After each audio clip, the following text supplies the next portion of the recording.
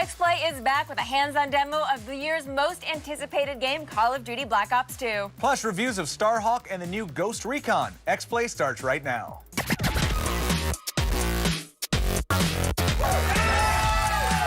right.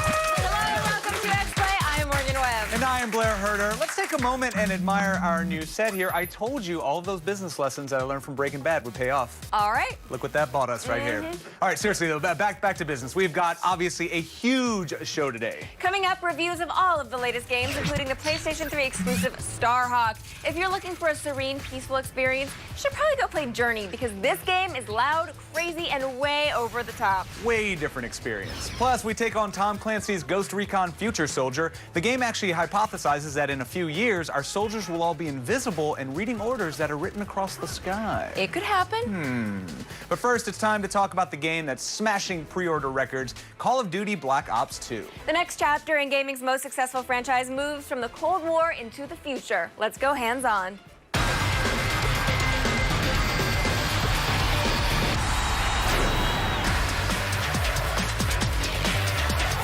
With futuristic technology, advanced weaponry, and a completely new way to execute missions, the Call of Duty series is ready to move into the 21st century. So strap in, hold on, and get ready for Call of Duty Black Ops 2. Joining us today is Mark Lamia, Treyarch Studio Head. Thank you. Thank you for being here. Okay, so right now, before we even really get started, I want to take a look at right now. This is something that nobody's actually seen before. This is the load screen. I like it. It's very brooding. Yeah, well, you probably wouldn't want to, meet this guy in a dark place. It's pretty Black Ops. You're right. Well, I guess that makes sense. Yeah. Okay, so let's talk about, we have, I think, the year's most anticipated game here right now in our studio. So will you tell us a little bit about what the story is? Sure. So the game takes place primarily in the year 2025, and you're going to be playing as David Mason. You're on the hunt for the villain, Raul Menendez, and he's stoking the fires of a Cold War scenario fiction that we've created in that year 2025 between the United States and China. Now, some of this game also takes place in the 1980s, and during that era, when you're going to be playing with characters that you played with in Black Ops, Alex Mason, Frank Woods, Jason Hudson, and that's where you're going to learn the origins of this villain and what his motivations are, what he's going after. And, when you talk about creating a fiction in the year 2025 in a Cold War scenario, and the Black Ops that are going to be surrounding it, well, that's what this level is that we're going to be showing you here today. That's what these Strike Force levels are all about. It's about these proxy wars in the year 2025. There are going to be these hotspots. They introduce non-linearity to the campaign structure. So at some point in the level, JSOC's going to be coming to you, and you're going to be in charge of a Black Ops team. This is not the character arc that you're playing as David Mason, right? This is the character, this is the geopolitical arc of the game. There's these different arcs, different stories of in the game. And what you're doing is, they're coming to you and they're saying, look, there's this hotspot here. We need to send in a Black Ops unit, but you're going to get a choice of this. And in this case, we've gone into Singapore here.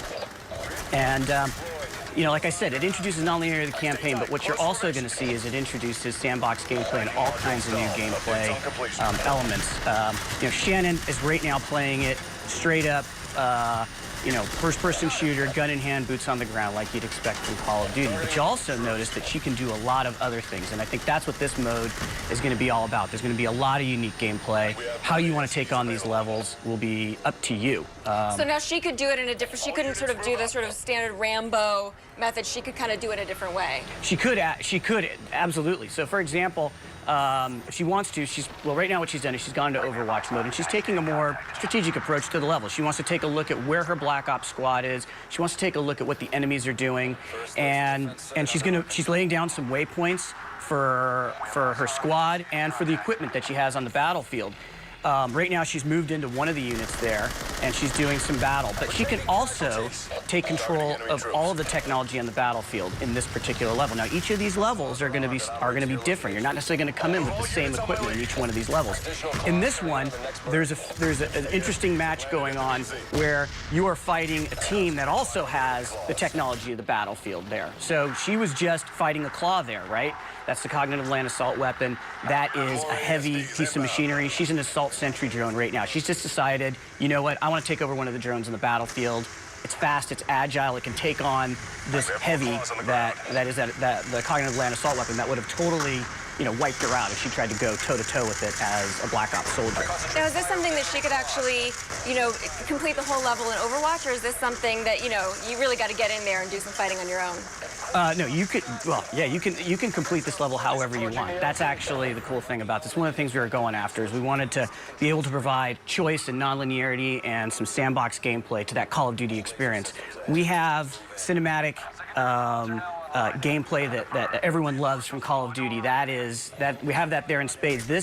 But these are entirely new missions that'll allow you to actually take over whatever you want that's available on the battlefield. And in this case, she's fought, Yeah, I see the sort of the signature quadcopters there. Absolutely, absolutely. So, but she could take over and play the quadcopter. So why don't you do that right now, Shannon, if they're deployed for you? And she just jumped into hers. Instead of having the AI take over, she's just flying through the level now, and she's going to take out some bad guys. Okay, but see, this hardly seems fair. See, this seems like it gives you a little bit too much of an advantage. No, actually, it doesn't at all. I mean, the AI is really advanced. You can play this on different difficulty levels. And, as far as the game structure is concerned, you're not going to have an unlimited amount of lives like you do when you play Call of Duty. You die and then you can come back. It's not going to be the case with these levels. At some point, you're out, and you could fail these missions. And when you fail these missions, that's it. I mean, the story and the narrative will progress. It'll take account of the fact that you failed. The Cold War in the year 2025 will be affected. The geopolitical arc of the game will be forever changed. It'll go off into a different tangent. I'm going to have my power button on the ready. I mean, I would never do that. That's kind of cheating. Which is your favorite weapon? What stands out for you? I like flying the quads. There's something about, being able to have that freedom inside. She's in the claw right now. It feels really powerful. There's a mini on top of that thing. You can just totally lay waste, I think the nice thing is, it's like she's obviously got an LMG there. She's got assault rifles. She's got futurized automatic machine pistols. Favorite, it just depends on what you're up against, right? So, and that's the cool thing about this level. It really does allow you the freedom to go about it however you want to play it. I think, one of the fundamentals that we were going after with this was making sure it was still accessible to the Call of Duty player who just wants to play it like they've played every single Call of Duty player, but has depth for the experienced Call of Duty player, the player that's been saying to us, hey, we want to play, we want to have some more freedom of choice inside the campaign and how we approach a level and how we play it. Well, that's what you're going to have here. And then, having that sort of depth along with that comes, replayability. It's sort of like the holy trinity of game design.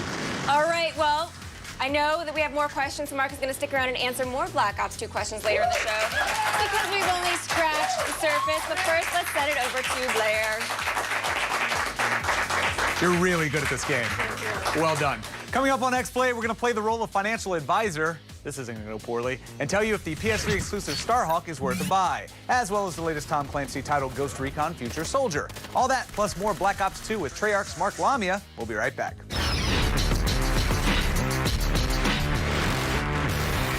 So long, boys! Oh.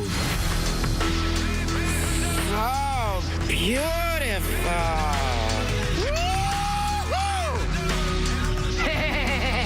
Rated R. Now playing. What do women want? This is Genesis. She likes men completely hairless, and no, she doesn't think that's weird. I don't. Whatever style she likes, make sure it looks perfect. Trim, shave, and edge with the Pro Glide Styler. Gillette, the best a man can get.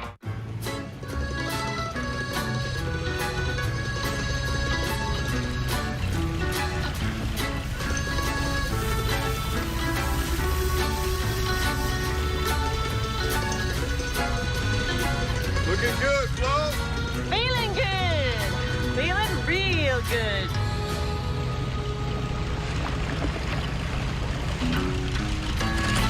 Boat protection people love. Now that's Progressive. Call or click today. I was a bit of an underachiever throughout school.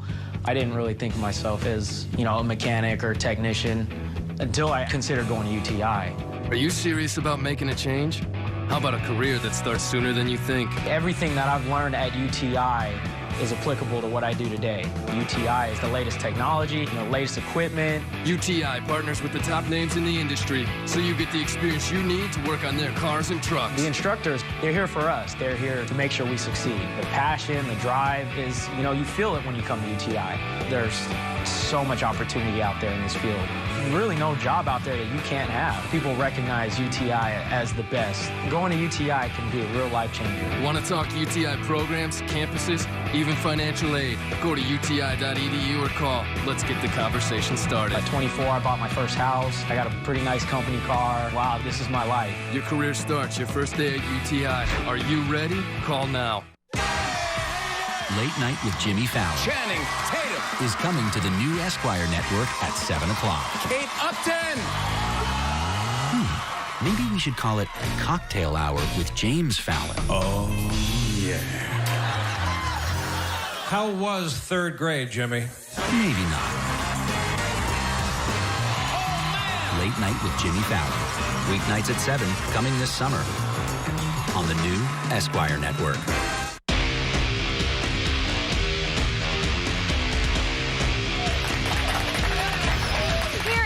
PS3 exclusive StarHawk works. It allows you to own people in a variety of fun ways. You can lay waste with guns, vehicles, planes, and best of all, buildings that fall from the sky. Still need a reason to buy it? Just watch our review.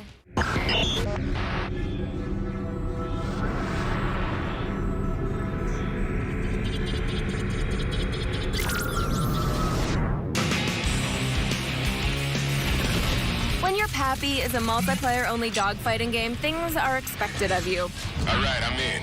You must have spectacular aerial battles, and you must have a rock-solid online experience. StarHawk delivers on both. StarHawk makes a valiant effort to add story and consequence to the action with limited success. Everyone in the galaxy loves them some Rift energy to power their space iPhones and space TVs. The only drawback is Rift energy turns everyone exposed to it into lethal mutants called outcasts. The opening chapters have you dropping prefab structures out of orbit and cutting through the outcast hordes in a desert that will feel like home to all the Borderlands fans out there. Send them back to dust in ashes. Despite genuine attempts to inject an engrossing narrative into StarHawk's single-player campaign, the result feels mostly like a 5-hour training mode for multiplayer. It's a good thing multiplayer is pretty damn great. StarHawk seamlessly blends RTS features like dropping ready-made buildings onto the battlefield with visceral action that effortlessly transitions from aerial firefights to ground combat and back again. The environments are huge and well-designed. The titular StarHawk fighters give you lightning-quick mobility that allows you to play both defense and offense in the same round. The multiplayer set favors playing the hits over innovation, but they're called hits for a reason. And mechs fighting mechs will always have a special place in my heart. StarHawk is perfectly balanced for chaos and combat. Games with good players will find you narrowly surviving Michael Bay moments every single round. StarHawk isn't as well-rounded as it could be. A limp campaign and forgettable horde mode are weak points. But we say, put your money where your gameplay is, and that's exactly what StarHawk does. What are we looking at? A 4 Must be nice. out of 5. Coming up, we'll peer into a violent crystal ball for a look at the future of combat. You'll see part 2 of our in-depth look at Call of Duty Black Ops 2 and our review of Tom Clancy's Ghost Recon Future Soldier. We'll be right back.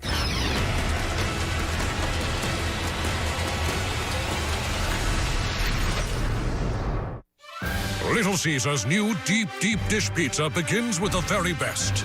Dough made fresh each day. 100% fresh shredded cheese and baked in olive oil to seal in that deep dish flavor. Little Caesar's new deep dish pizza features 8 crispy corner slices that deliver a delicious crunch in every bite. Little Caesar's new deep dish pizza, hot and ready every day from 4 to 8 p.m. for just $8. Only at Little Caesar's. Pizza. Think you're stuck paying high auto insurance rates because of your driving record? Then now is the time to change the game. Just go to thegeneral.com or call us for a super fast quote. All it takes is a couple of minutes. Our rates are very affordable, and right now our monthly payments are as low as $39. You'll also get instant proof of insurance. Show off. For a great low rate you can get online, go to the General and save some time. Klondike's 5 seconds to glory. Paul versus the dreaded Death Circle.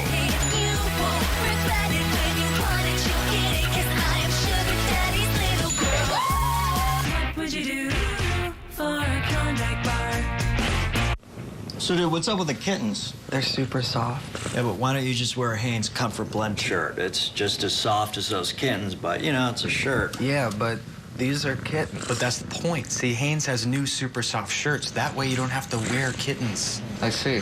Why don't we ask Michael Jordan what he thinks? Dude, wow. But I got it off Sky Mall. Hanes Comfort Blend t-shirts. Did you know Time Warner Cable has move specialists that can give you more savings and special offers? Call 1-855-TWC-MOVE or visit twc.com/mymove to save and stay connected. Did you also know the first log cabins in America were built in 1683? They didn't have TV or internet waiting for them, but you could. It's better to know. Give our move specialists a call at 1-855-TWC-MOVE or visit twc.com/mymove. Time Warner Cable. Enjoy better. Rate him. I'll want it. I'm gonna need to see a credit card first. For a free sample? It's all spelled out in our disclaimer on the back. Free should actually mean free. At Credit Karma, we offer truly free credit scores and a host of financial tools, all in one place, all for free. No credit card needed, no fine print. Your card, please. Get your truly free credit score at creditkarma.com today, where free is always free. Sir, are you listening to me, sir? Love your job, I'm talking to you. and you'll never work a day in your life. Career advice from Parks and Rec and Party Down. Catch 3 Hours every Monday night. Coming this summer on the new Esquire Network.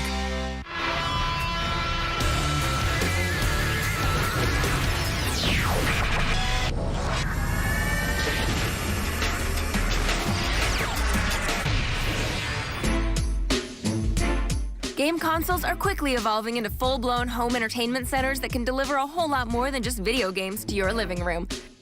On Hulu Plus for the 360, PS3, and Wii is the prestigious Criterion Collection. You think black and white French films are boring? Then try out The Wages of Fear, a tense, manly story about oil roughnecks transporting nitroglycerin across the broken roads of the Peruvian Andes.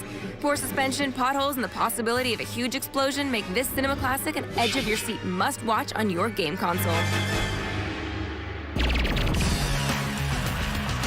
All right, as promised, we've got more Call of Duty Black Ops 2 in the future of the series. Joining us once again, Treyarch studio head, Mr. Mark Lamia is here, everybody. Thank you, guys. Yes. I see that shackle we have on your ankle is tight there. I like that a lot. First thing I got to say, number one, thanks for showing us that start screen, because I'm going to make that my wallpaper, because when I wake my computer up, I want it to be angry with me. So I'm going to leave that on there, and it'll be great. What I want to talk to you about is the story, and specifically how you crafted it. This is something that seems incredibly plausible, which is terrifying to me in a way, but who did you guys bring in to kind of write this story and help you craft this experience? So we brought in a futurist. He's a senior fellow at the Brookings Institute. His name is Peter Singer. I think you have to understand, so at Treyarch, what we do is, when we're crafting our historical scenarios, right, we go to experts to help us, research it and become experts. And then we craft our fiction and we build our worlds having all that information. We approached the future the exact same way. It was important that it felt grounded, it felt plausible. And so what Peter Singer does at the Brookings Institute is, amongst other things, he advises world leaders on what they need to concern themselves with in the coming decade. We approached him because he was the author of a book on advanced robotics and warfare and drone warfare, and we wanted to be able to, create plausible, futurized weapons and technology. And really what he did is he opened our eyes up to really a lot of the issues that are going to be, on that landscape. There's this whole network battlefield. What does that actually mean for warfare? As cyber warfare becomes a more significant part of everything. He talked to us about, how to set up our Cold War fiction in the future. What is that going to be over? He talked to us about this thing called rare earth elements. We have them in all of our consumer electronics. We have them, in fact, we have them in the thing that's going to replace what is the current rare earth or excuse me, the rare resource on Earth right now, right? It's oil. There's a lot of conflict in the world over oil, right? Well, he's saying, you know what? In the future, rare earth elements are going to be this thing that's going to cause a lot of tension in the world because, you know, there's going to be, you know, a lot of need for that, and it's in these things that are going to be replacing, you know, our energy dependencies of today, and it's going to be something that's going to be making the headlines. So, you know, it's in all these advanced robotics and drones and all the advanced military technologies.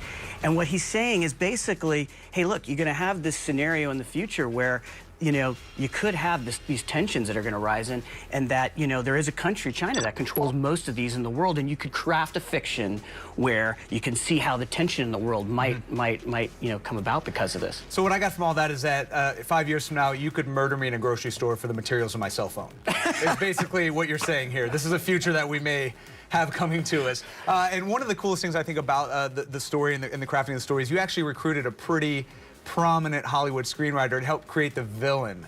So who did you guys actually bring on board for that? So it was David Goyer, right? And we brought him in. Actually, we started working with him towards the end of Black Ops 1. He really helped us hone in on our script and our story and our character development. And he enjoyed that process so much, working with our director, Dave Anthony, that they got to work right away creating Black Ops 2. And they really had a very ambitious, some very ambitious creative goals. They wanted to, you know, continue to tell the stories of the characters from Black Ops, continue their stories that we started with. Those are really interesting characters and their story arcs, but he wanted to also take on creating a really memorable villain inside the Call of Duty franchise, someone who was a three-dimensional villain. And I can't think of having somebody better to work with, somebody who's, you know, brought new life back into the Batman franchise with the Dark Knight, who, who created that Joker character that people are so familiar with, and helping us create that three-dimensional villain. And taking on that challenge, the team also wanted to take on branching storylines, and to have someone who's as accomplished as him working with us to help craft that fiction was great. It's something that not only we wanted to do, but he wanted to do. And I think that's the interesting thing. It's like, you know what, they talk about games and are we working with people in Hollywood? It's like, you know what, Hollywood wants to work in games. Sure. And David Goyer, he's not only is he a great film writer, but he's a gamer, and he gets our medium, and he really enjoys working in it. All right. So expanding on that, what can you tell me about Dark Knight Rises? Nothing? Okay, fantastic. My last thing for you, and you've been so candid about everything, and we really appreciate your time. Look, pre-sales have indicated that this is going to be probably the biggest game of the year, right? Truly, did you feel, like, what was your level of pressure internally to create something that you knew would have a ton of buzz right off the front? I mean, at Black Ops, it did so well. You could have just sat back, you could have said, look, we're going to move a ton of units because this franchise is so great. Like, how did you motivate to elevate this experience to the next level? Because, again, you could have just sat back. You know you could have just sat back and made a ton of money. How do you motivate your people to do better things? Look, I think you have to go out every time and earn it. You know what? There's a lot of great games being made in this industry, and I don't think you can ever sit back. And I think, having the mindset that, while we were proud of what we created with Black Ops, what you have to do is you do have to look internally. What you have to do is do better than you've ever done before, and that was our goal with this one. Is we wanted to create, the best works of our lives. Like I said, feeling, it's a very humbling feeling to know that there's so many people that are anticipating the game, Sure. but you have to go out there and earn it every time. Well, it looks like you have accomplished just that. I cannot thank you enough for your time, my friend. Thank you. Another big round of applause for Michael Ami, everybody. Thank you. Thank you very much for being here. Thank you. I really appreciate it. All right, after the break, we've got a review of Ubisoft's latest Tom Clancy's Ghost Recon Future Soldier. More Xplay right after this.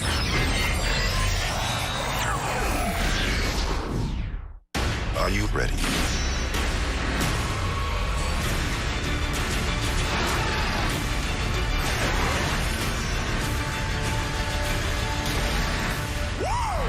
After Earth, rated PG-13. Show it off, America. You did it right. And you went to the one place that helps you do it right. AutoZone. We have the advice, the instructions, we even loan tools. Because parts are just part of what we do. Get in the zone. AutoZone.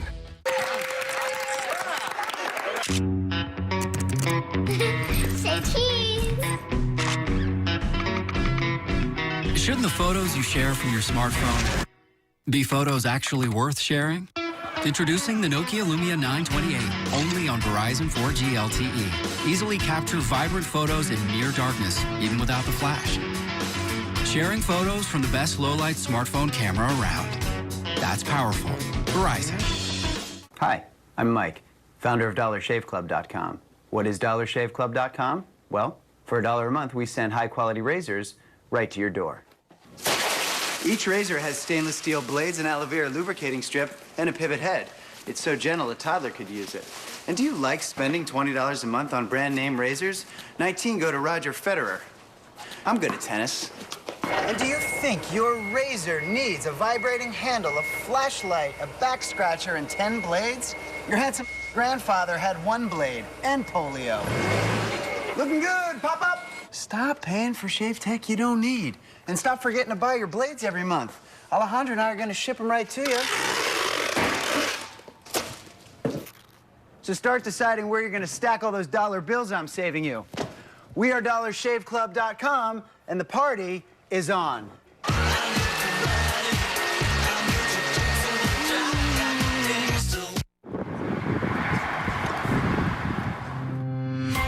There's a new way to buy a car. It's called TrueCar. And TrueCar users save time and money.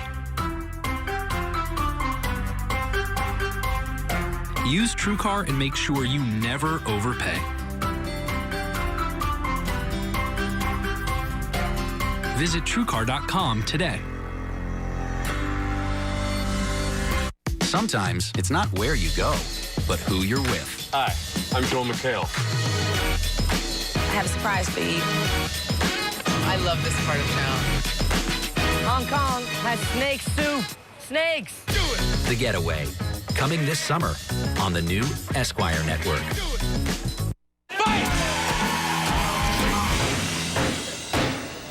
I'll be coming for you.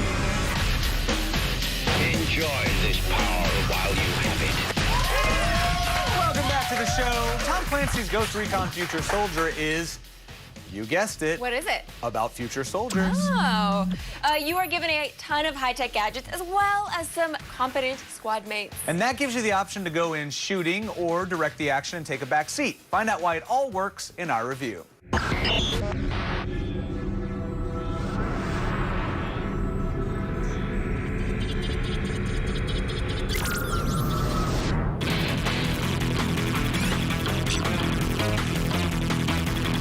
It's been a while since we saw the boys from Ghost Squad, which doesn't mean they weren't right behind us the whole time.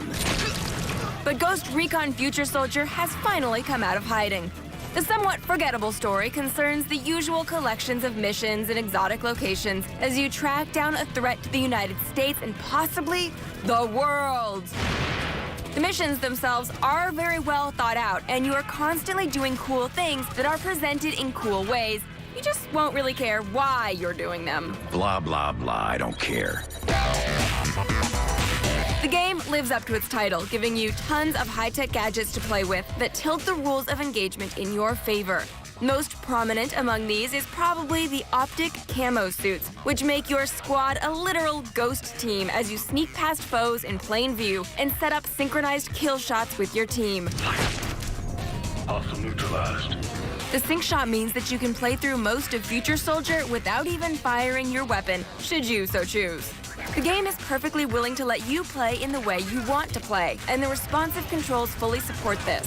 Whether you go in guns blazing or you rely on your squad mates to handle the bulk of the heavy lifting, Future Soldier plays smoothly and intuitively.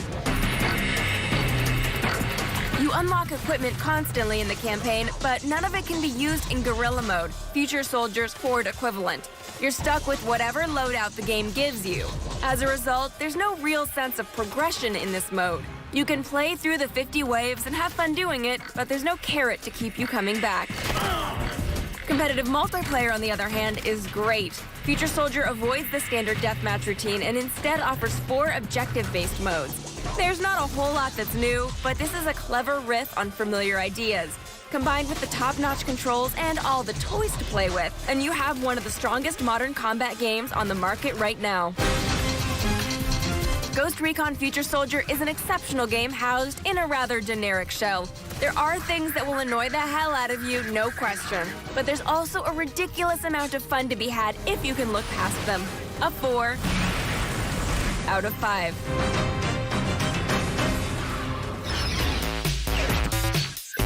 Tomorrow, we'll go hands-on with the new game from the creators of Ratchet & Clank. Plus, a review of the fantasy RPG Dragon's Dogma and a look at the breathtaking Unreal Engine 4. Also this week, everything ever that you need to know about Halo 4. Mm-hmm. That's a lot of everything. We know a lot about it. Mm-hmm. Thanks for watching Xplay.